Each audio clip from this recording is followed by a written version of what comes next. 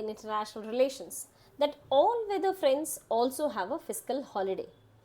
Hello and welcome to Legacy IS Academy. In today's video, we are going to discuss about one such all-weather friend as claimed by Pakistan as well as China to each other. Of course, in international relation, an enemy's enemy is a friend. That is the principal reason for bindings or a solid foundation or an all-weather friendship between Pakistan and China.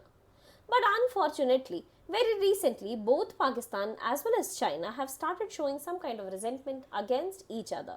And that is what we call as the fiscal holiday that these two all-weather friends are about to encounter. We are talking about the China-Pakistan Economic Corridor. The China-Pakistan Economic Corridor or CPEC was launched with a formal pomp and show in the year 2013. But this was expected that when it was being launched in 2013, China promised that they will be investing approximately $62 billion from China to Pakistan.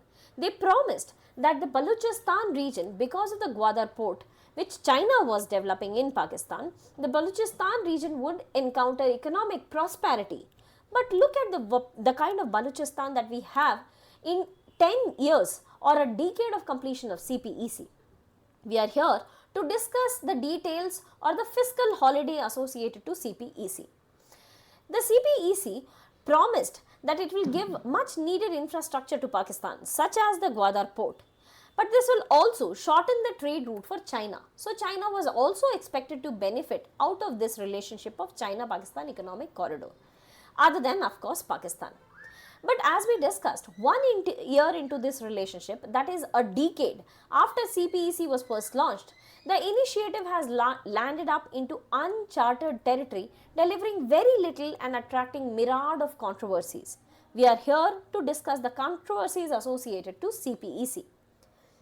The first phase of CPEC was expected to give primarily focus on the infrastructural development, energy and transportation, aiming to establish a solid foundation for future economic growth. So, primary focus of phase 1, that is CPEC 1.0, was to develop infrastructure, was to develop energy and transportation. So, that is when they were trying to focus the development of the Gwadar port. The second phase of CPEC, which was the CPEC 2.0 or the phase 2, this was primarily focusing on one infrastructural project connecting Gwadar port to Kashgar. This Kashgar was in the Xinjiang province of China. So China was trying to build a road connectivity project, that was the Mainline 1, road and rail connectivity project by the name Mainline 1. And this was the costliest part of entire CPEC phase 1 as well as phase 2. Apart from this, agriculture was also one of the focuses. But let's look into what has happened to Mainline 1. Mainline 1 के लिए recently the Prime Minister of Pakistan had visited China and China has disapproved funding of Mainline 1. ML1 is no more being funded by China. China in fact itself has approached the Asian Development Bank and has asked a $2 billion funding for accomplishment of ML1. So China itself has withdrawn from this kind of investment to the road and rail infrastructure connecting Kashgar to the Gwadar port. Apart from this, under CPEC 2.0, China also promised that so far 33 SEZs, special economic zones, will be constructed across Pakistan. Out of these 33 SEZs, 9 SEZs, SEZ is basically an area which will have industrial cluster, which will work as an industrial cluster, and this piece of land will be considered as a foreign territory.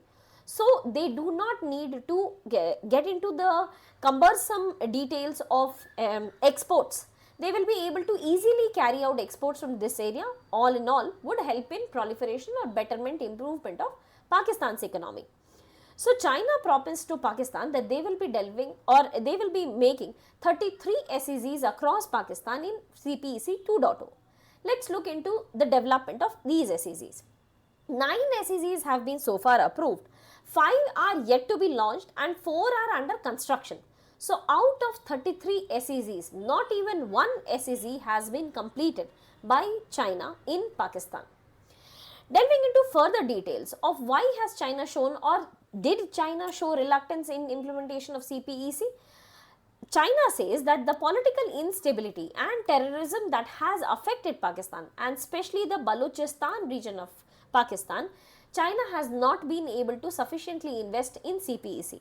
In fact, the Chinese ambassador to Pakistan, he has stated that this kind of investment, the CPEC, has been hindered by Pakistan. Looking into the second challenge, the financial crisis. Out of the total foreign external debt that Pakistan so far has 126 billion foreign debt. Out of this 126 billion, $30 billion, $30 billion is accounting for China. So China largely holds majority of the foreign debt that Pakistan has to repay. In fact, the International Monetary Fund or IMF has also warned that the kind of loan China is giving to Pakistan may prove detrimental for the Pakistan's economy as well. Additionally, there has been reports of corruption with respect to CPEC, which has been stated by China in Pakistan, and because of which China has been reluctant in implementation of CPEC. Moving on to the overall progress. Let's look into the overall progress. We have had one friendship hospital which was to be built in Balochistan in 2022. Pakistan-China Friendship Hospital. Thankfully, as of now, in the month of May 2025, this hospital has been opened up. But the hospital is just running. It has just been opened up. It is not actually running. So, we do not have sufficient medical facilities, sufficient doctors available in this Pakistan-China Friendship Hospital. Let's talk about the Gwadar port, which was the primary area, the point of discussion of entire CPEC, that China will be helping Pakistan to get its another port in Indian Ocean Arabian Sea, that was the Gwadar port. This Gwadar port itself has witnessed 17 ships in 2023, which is remarkably low in number. In fact, the carrying capacity of Gwadar port is also 17% of Karachi's port.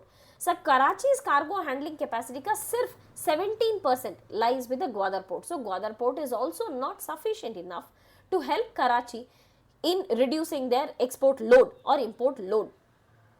Gwadar port, say whatever funds that Gwadar port has helped Pakistan to gain, 90% of these funds have been shifted to China. And Pakistan, or the local economy of Pakistan, has not been able to see a penny or a very, very small percentage of the funds that have been collected at the Gwadar port. So, because of these challenges, China itself is showing some kind of reluctance in implementation of the China-Pakistan economic corridor. Now, with that, we come to the end of this topic. If you have any doubt, please do let us know in the comment section below. Thank you so much and all the very best.